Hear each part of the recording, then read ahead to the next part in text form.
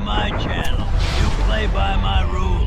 You see, reactions ain't just a word around here, and we ain't gonna sugarcoat nothing. Yeah, that's right, folks. Welcome to Pitchin' Grenade's Renegade Reactions, where shit's about to get real.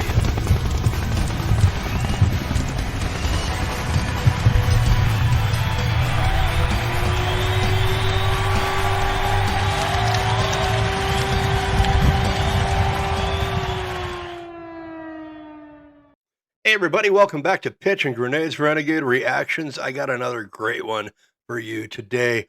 What if I told you some ghosts don't float through walls? They sit across from you at dinner.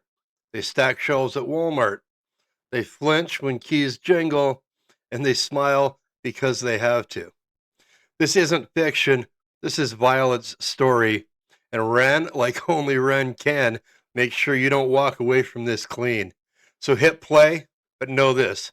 Once you hear her voice throughout this, you can't unhear it. This is Pitchin' Grenades, and we don't just react, we remember. So let's get to it. This is Ren and Violet's Tale. Let's see what you got, Ren.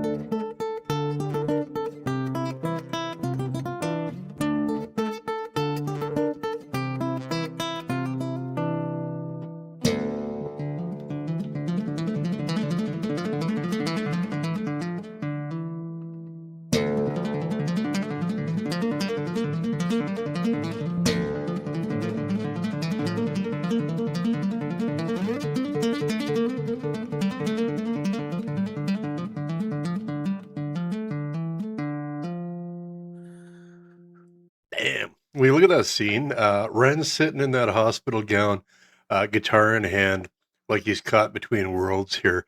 There's no beat drop, just an uneasy classical guitar. It almost crawls under your skin. This isn't music yet. It's like memory forming. The guitar doesn't sound like it's being played. It almost sounds like it's confessing. And you can feel the walls breathing with him. You can feel the weight in the air. When someone starts a story from a hospital bed, you already know we're not walking into entertainment. We're stepping into truth that hurts to hold on to. So hold tight. Storms don't always come with thunder. Sometimes they come with a message. Ooh, ooh, ooh,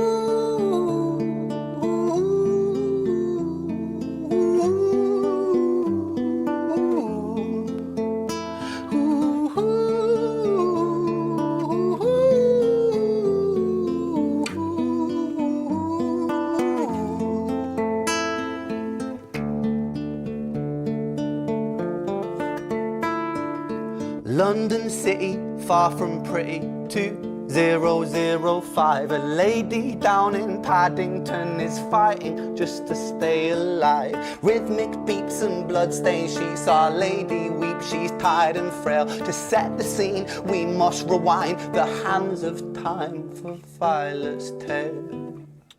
See, Ren doesn't warm you up. He kind of throws you straight into the cold truth of life and death with no buffer and no warning. You feel the hospital light buzzing, the weight of life barely hanging on in the imagery here. This isn't entertainment. This is a life trembling on a thread. Before we can even inhale, Ren drags us backwards because to understand the tragedy, first you must understand the innocence that stood before the fall.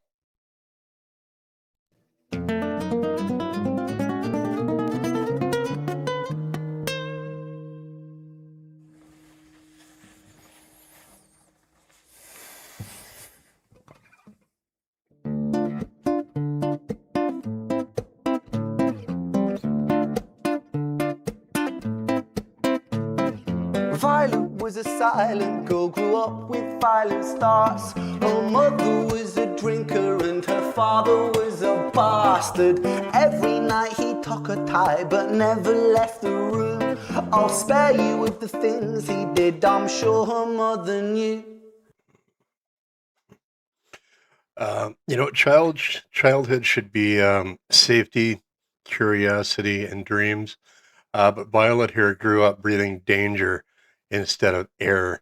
And then when she reached for connection, only to be met by someone who sees her vulnerability, not to heal it, but to exploit it. Broken people get hunted by those who smell fracture. That's a fact. Violet was a silent girl, she moved out at 16. A semi-detached council flat, paid for by a welfare scheme. Packing shelves at Tesco, stacking jars like pickled bricks. She met a boy named Stevie and he was a little prick. Violet Was a little prick. Even when she found a place of her own, Violet was still surviving, not living. What he says here is her job, her routine was quiet desperation. Then Stevie enters the picture, and you can feel the warning signs flashing. He doesn't see her, he sees cracks, and instead of helping seal them, he's going to dig them deeper. Ren really shows how real-life monsters often arrive smiling when you meet them. was a silent girl and Violet, she fell fast. See, Stevie was the wrong un, but Isha knew how to charm her. Every night he took her tie, but never left the room. History repeats itself, he'd paint her black and blue and dark. See, when your first lessons in affection are tied to pain, your heart confuses harm for love as you move forward in life.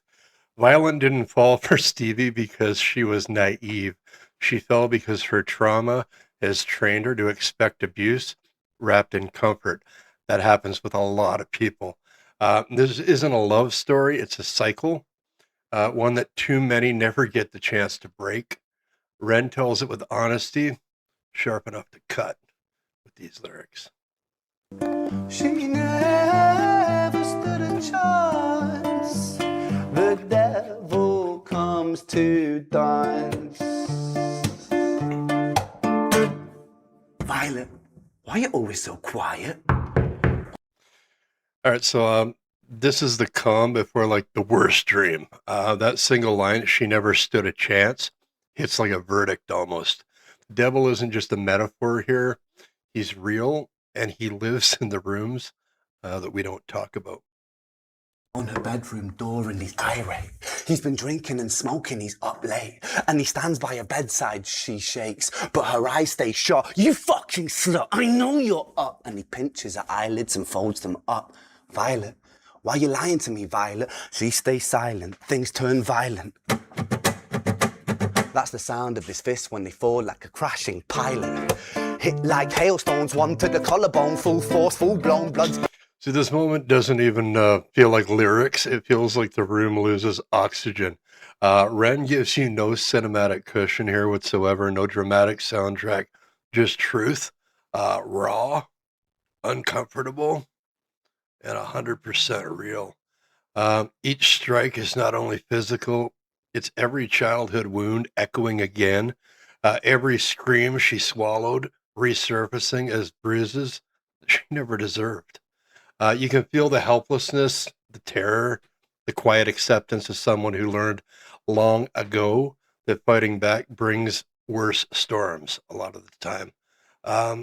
This isn't horror for reaction here. This is truth for remembrance. Bone crack, knick knack, paddy whack, one to the jaw and the tooth spat, detached fist connects and disconnects a bone. A quick deflector misdirect the blow, but nonetheless his punches met her throat. Such a mess, he's left her bruised and broke. Yeah, all right. See, there's no space to breathe between these hits because Violet didn't get any either, right? This isn't just violence, it is punishment for existing. And Ren forces us to sit with the brutality the world refuses to look at. because this is happening all over the place out there. Why you always so silent, Violet? Why you such a little liar, Violet? Do you think I want to do this, Violet? In character, she stays silent. Well, say something, Violet. Silence. Fucking say something, Violet. Silence. Wait. Say something, Violet. Not one word. She stays quiet. See that silence right there hits harder than the violence itself. It's not fear anymore. It's the last piece of identity. She refuses to surrender.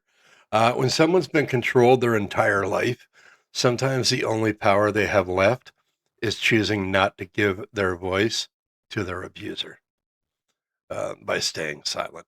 And the stillness becomes rebellion. Her refusal isn't weakness, it's strength, even if it is quiet and trembling.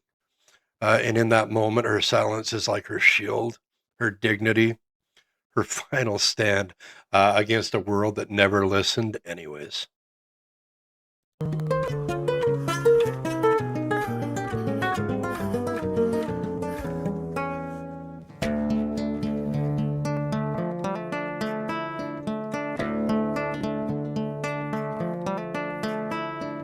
London City, far from pretty, 2005. A lady down in Paddington is fighting just to stay alive. The doctor, in a state of shock, saw something here so very wrong. See, Violet, she was pregnant. Poor Violet, she was 9 months gone. Turning to the doctor, Violet broke her silence and she cried, if I'm to die right here tonight, please let my baby stay alive. See, the first time Violet speaks in this entire song, in this entire story, it's not to beg for herself, it's to save her child. This is not weakness, it is devotion beyond measure. Even as the life is leaving her body, her instinct is to protect the innocents from inheriting her suffering. This is heavy. You can feel every ounce of her love in that one desperate plea. The world's failed her, but she refuses to fail her child. And that final moment there is not defeat.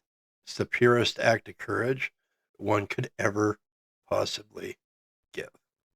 Mm-hmm.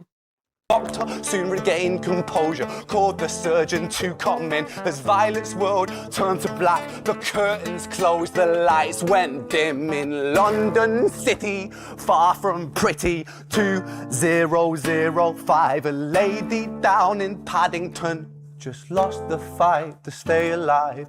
A tragedy or a miracle, it happened on these very streets. Two twins lying side by side. A girl named Jenny and a boy named Screech. All right, so their Ren lets her go quietly. No dramatic explosion, no heroic rise, just a gentle fade, like a candle that deserved more flame. Most victims like her leave this world without headlines, without justice, without even a whisper. But here in this song, Violet becomes immortal. Her pain becomes testimony. Her silence becomes remembered instead of erased. It hurts, but it honors her at the exact same time. I guess final thoughts. The story doesn't end with Violet. It branches into another life, another cycle, another pair of souls born from tragedy, yet holding the possibility of change. Ren doesn't just write songs. We all know that. He builds a universe where trauma and hope collide. And Jenny and Screech don't just enter the world here. They inherit a story soaked in pain, but carrying a spark of survival. I'm going to put the link to the original track down below. So if you did enjoy the reaction, head over to Ren's channel, check it out. Give a like, give a comment. Give a subscribe. Again, on this one, Ren just doesn't speak for Violet. He amplifies her, and in doing so, he forces us to listen to the pain that we all too often ignore. So if this hit you like it did me, let that comment section become a place of witness. Tag somebody who needs to hear truth served raw and real. And don't forget to like this video, Don't forget to hit subscribe on my page. Don't forget to hit the bell. We want to see you back here next time. If you hit that bell, you won't miss any of our upcoming reactions. Until then, folks, hope you're having a great day. Enjoy the rest of it. We'll see you back here next time. And thank you so much for sticking around for the whole ride.